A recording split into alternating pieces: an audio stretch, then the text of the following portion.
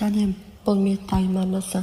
Бүгін біз анатомияның бөлігінің бірі омыртқа жотасы туралы айтамыз. 6-шы атауы колумна вертебралис.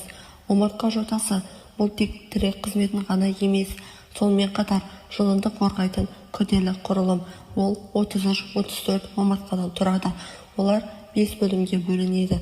Мойын бөлімі бар сервикалис, жеті омыртқа, бірінші омыртқа атлант, екіншісі өз.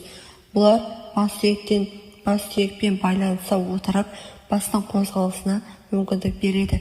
Кеуде бөлімі барс thoracika, 12 омыртқа.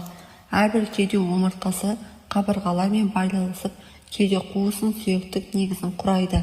Бел бөлімі pars lumbaris, 5 омыртқа. Ең жуан және жүктемесі көп.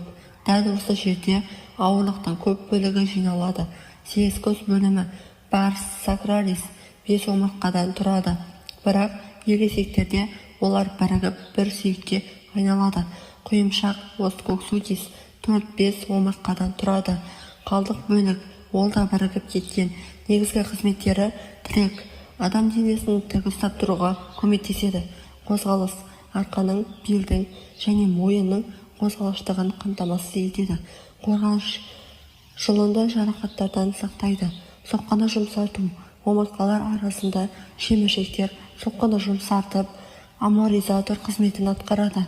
Бүгінге осы достар. Видео ұнаса, арнаға жазылып лайк бас.